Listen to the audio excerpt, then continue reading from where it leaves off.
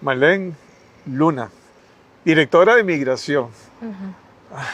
Un terrible reto tiene usted en un país donde, primero ahora estamos viviendo un problema con los venezolanos, que recientemente se está incorporando ya en volumen, un volumen que nunca había visto yo. Ya como que ya rompieron el tapón de Darién y ya pasan y vienen, algunos ya traen contratados algunas personas que los van a pasar. Y entonces uno ve buses y ve una situación social complicada, una situación de sobrevivir casi, ¿ya? Con niños, en las calles sin posibilidades de que se corrija la situación a corto plazo, ¿verdad? En fin, hay una situación que me gustaría que comencemos a hablar con un país que está generando la mayor migración del mundo, ¿verdad? Casi, ¿verdad? Venezuela, su famoso cambio social que hizo, bueno, lo que está generando es una expulsión de masiva, millones. Y ya ahora ya llegan a Costa Rica, vienen de Panamá normalmente, pasan por Guatemala, por Colombia y están ahora en Costa Rica y van para Estados Unidos, ¿verdad? Y viceministra de Gobernación, don Jorge, adicionalmente. Y viceministra de Educación, de Gobernación y Policía. Policía, sí. Sí, la tarea ha sido grande, pero la hemos asumido con mucha responsabilidad. Por supuesto que de mis ocupaciones es el tema migratorio el que más requiere nuestra atención. Mire, lo del flujo migratorio no es nuevo. Nosotros como país lo tenemos ubicado desde el año 2015. ¿Se acuerda usted la llegada masiva de cubanos? En el 2016 se unen los cubanos con los extracontinentales, pero precisamente de esos 2 años que fue algo masivo y no tenía el país experiencia en la atención de flujos masivos, porque anteriormente pasaban graneaditamente, ¿verdad? Cruzaban las fronteras, casi que eran invisibles, se subían en un bus, se bajaban en San José, se subían hacia Peñas Blancas y hacían abandono del país. Es en ese momento que se da como el enfrentar esa emergencia, tenemos algunas lecciones aprendidas. Entonces, de esas lecciones aprendidas, lo primero es, no se les puede cerrar el acceso, porque si no lo que tendríamos es una aglomeración en frontera imposible de manejar. Tendríamos campamentos en frontera sin las condiciones sanitarias requeridas para manejar enfermedades, atención médica, manejar niños, mujeres por separado. Entonces, lo que estamos haciendo es, en este momento, algunas acciones desde el inicio del flujo. Esto normalmente sucede, solo para contextualizar, en los meses de julio, agosto, septiembre y un poquito de octubre. El mismo Darién y sus condiciones climáticas hacen, digamos, ser los 3 meses del año en donde más pasan personas, ¿verdad? Entonces, por eso es que cada año en Costa Rica es en esas fechas que nosotros observamos esto. Porque hoy lo estamos observando en mayor medida, porque no están coincidiendo los tiempos de llegada de ellos a las estaciones de buses. Y entonces tienen que pernoctar 1 o 2 días en algunos centros y paradas de buses para precisamente continuar su trayecto. Muy importante determinar que estas personas no quieren permanecer en el país. El 90% de ellos duran entre 24 y 48 horas pasando. Es solo el 10% que estamos en las investigaciones que hemos hecho a lo largo de estos meses, identificando que no tienen el tiquete para continuar en el bus, entonces se ponen a pedir en las calles.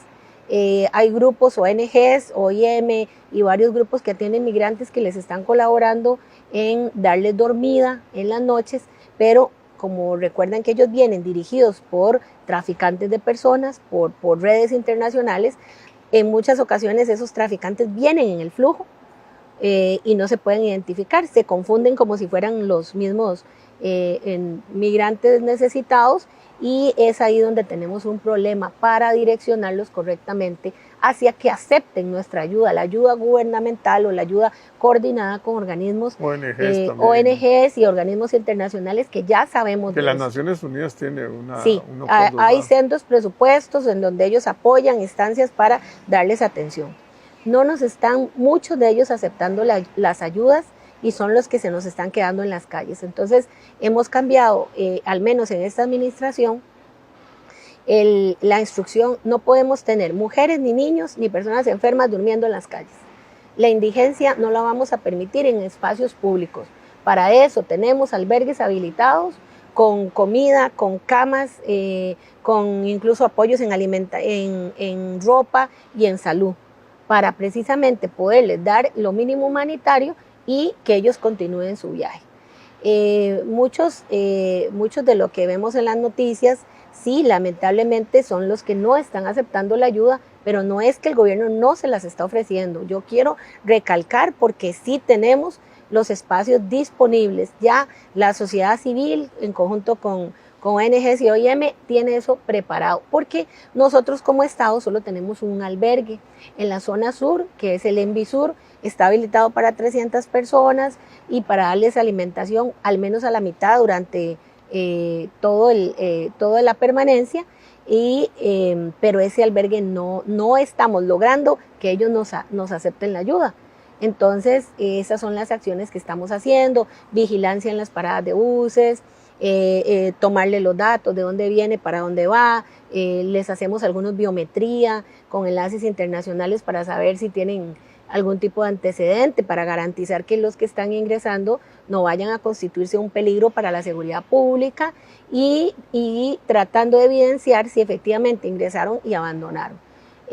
Pero esa es la dinámica, solo que este año pareciera más visible porque, dicho por unos migrantes, Costa Rica está siendo muy generosa, entonces están determinando quedarse más tiempo del que tenían proyectado, como para coger fuerzas y seguir su camino. ¿Y Nicaragua acepta a todos los migrantes? No sabemos oficialmente que Nicaragua cobre, pero sí sabemos que ellos tienen una visa de tránsito por algunos lugares de la frontera, por el sector de Tablillas y por el sector de La Trocha, donde les cobran por su paso y los dejan continuar. Lo peor del caso podría ser que en algún momento Nicaragua nos cierre el paso de ellos, porque nos tocaría como país atender a las cientos de personas que están pasando por día. Tenemos reportes de que hay días de paso de 500 y de 600, ¿verdad? Sin embargo, los reportes con la inteligencia de Panamá es que por el Darién pasan hasta 1000 personas por día caminando. De alguna manera ellos se aventuran desde América del Sur, guiados por estas redes de trata y tráfico de personas, a hacer el viaje, que con sus niños, con sus mascotas, y esto lo que hace es hacerlos más vulnerables, ¿verdad? Pero por más que se han emprendido políticas para desistir que ellos vengan, no lo estamos logrando. Aparte de todo, se riega el rumor que en el mes de septiembre, a finales, Estados Unidos estaría permitiendo la entrada masiva de algunos de ellos, lo cual es falso, ¿verdad? Entonces tenemos en la frontera con México gente aglomerándose peligrosamente y a la espera de esa posible apertura, ¿verdad? Entonces este drama para nosotros es un drama humano. Es un drama humano. Fíjense que yo hablo con los directores de migración de Guatemala, del Salvador, de Honduras, de Panamá, y todos estamos pasando por lo mismo, y con capacidades disminuidas. No estamos pudiendo dar... Y presupuestos disminuidos. Y presupuestos y sin personas. Y sin personas, sí. Yo fui a la Asamblea Legislativa al puro inicio del periodo, y yo les dije: mire, ¿cómo creen que podemos cuidar 15 puestos fronterizos con 483 policías que trabajan en turnos, que tienen roles de vacaciones, de incapacidad? Entonces el país está muy vulnerable. Al menos así estamos recibiendo la Dirección de Migración, y mire, se trabaja con las uñas, pero sí les puedo decir que con mística, con compromiso. Eso es lo que me he encontrado, una cantidad de funcionarios muy cansados, pero muy comprometidos. Y entonces en eso, en atención a los requerimientos del señor presidente de la República y del señor ministro, estamos dando un cambio de viraje para ser más vigilantes de su permanencia en sitios públicos y aunque sea obligarlos a recibir la ayuda, ¿verdad? Bueno, hablemos de otro tema que es muy importante, que es el tema de la tragedia de la educación pública en Costa Rica, la cantidad de muchachos que están ya algunos son ticos, aunque provengan de nicaragüenses, que son la mayoría de los migrantes. Y hay una situación de cómo, si son muchachos que vienen, digamos, de condiciones muy vulnerables, sin mucha capacidad, digamos, para poder incorporarse en el sistema educativo nuestro.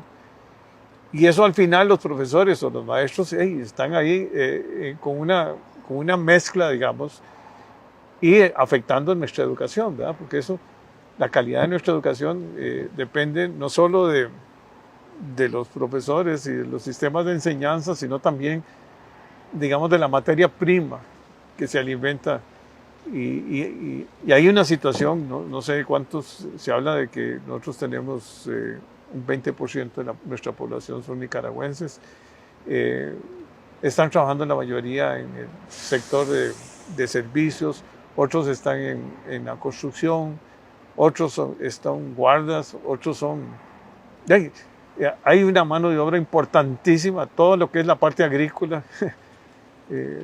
Y ahí vienen cualquier cantidad de migrantes y algunos se quedan, ¿verdad? Hablemos un poco de ese drama también, porque es un drama, ¿verdad?